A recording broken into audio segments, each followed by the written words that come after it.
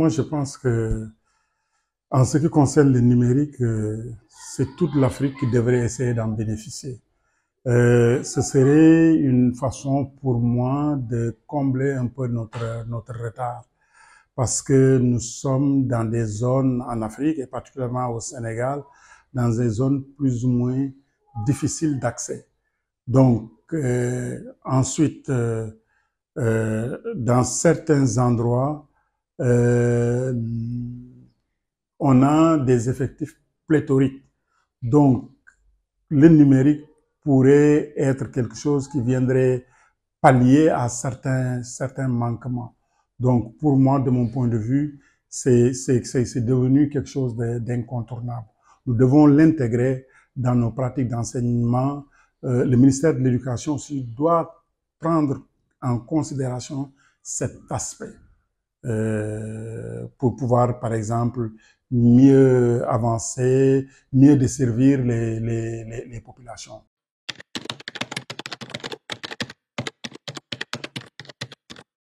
À Montréal, le numérique est dans le quotidien des enseignants. Okay? Aujourd'hui, c'est un élément central dans l'apprentissage.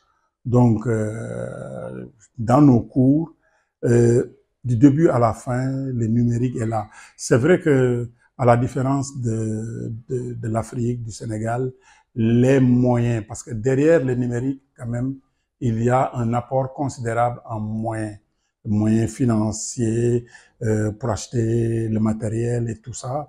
Bon, à Montréal aussi, l'accès à l'Internet, la manière dont nous l'avons là-bas, on l'a pas ici. Donc ça aussi, c'est un enjeu important.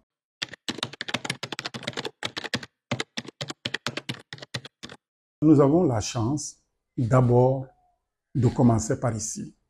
Nous avons la chance d'avoir pratiqué cette école. D'abord, nous sommes issus de cette école-là, mais nous avons aussi enseigné dans cette école-là, à l'école sénégalaise. Notre formation d'enseignant, on l'a commencé à l'école, dans l'école sénégalaise. Ça s'est poursuivi à Montréal. Et de Montréal aussi, nous avons un peu voyagé. Donc, on a vu des façons de faire que nous pouvons implanter ici. Donc, ça permettrait peut-être au gouvernement de gagner du temps en faisant appel à notre expertise, en faisant appel à notre connaissance. Ça, c'est sûr, mais il y a des gens qui sont beaucoup plus spécialisés, qui sont beaucoup plus outillés que moi dans le domaine du numérique. Et au Sénégal, quand même, il faut le reconnaître, on a de très bons éléments. On a de très bons enseignants, on a des gens qui connaissent le domaine. Donc, il faut simplement qu'on leur fait confiance et puis que l'État aussi soit derrière, parce que, après tout, il y a une question de volonté. Après Sanar, comme je dis, moi j'ai enseigné au lycée Ahmed Fall. J'ai commencé par le lycée de Matam, ensuite le lycée Ahmed Fall de Saint-Louis, où j'ai enseigné le français. Par la suite, j'ai enseigné au lycée de Louga. J'ai eu la chance en 2003 d'avoir réussi à 3 concours, dont celui de la Fondation Ford, un programme de bourse internationale qui est très sélectif, qui m'a donné une bourse pour aller faire un doctorat en planification et gestion de l'éducation. Et évidemment, après l'université Laval, j'ai étudié dans 5 autres universités. J'ai un diplôme en philosophie.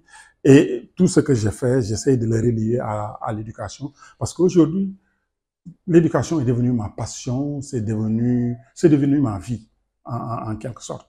Et je suis rendu à un niveau d'expertise qui fait que j'essaie d'en faire bénéficier à mon pays, évidemment.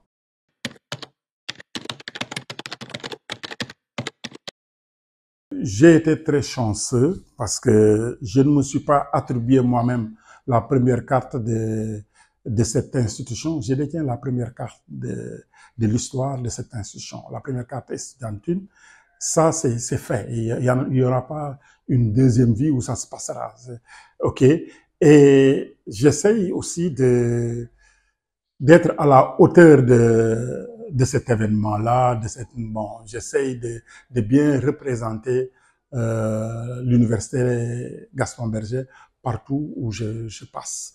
Donc, je suis fier d'appartenir à cette institution. Depuis lors, les étudiants de SANAR ont fait leur chemin. Nous sommes nombreux maintenant, par exemple, dans l'administration sénégalaise, à un haut niveau. La plupart des magistrats de ce pays une bonne partie en tout cas, sont issus de SANAR. Le Premier ministre est de SANAR. Il y a beaucoup d'autres ministres que je ne pourrais pas nommer ici qui sont de SANAR. Donc, SANAR, ça fait la fierté de ce pays. Donc, maintenant, ce que je pourrais demander aux plus jeunes, de continuer sur cette lancée-là. Nous, les pionniers, on est les pionniers, on a frayé le chemin.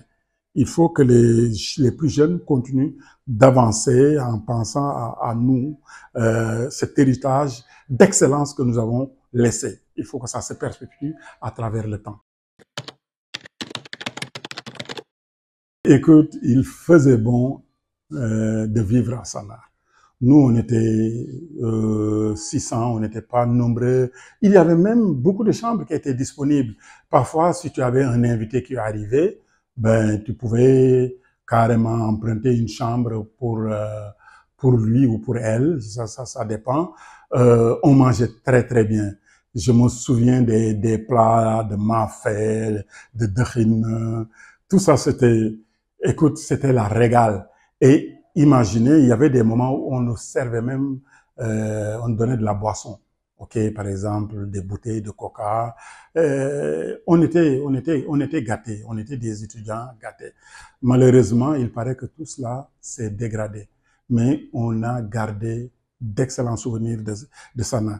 Et ce qui est encore magnifique, c'est que nous, non seulement nous vivions dans un environnement isolé, ok?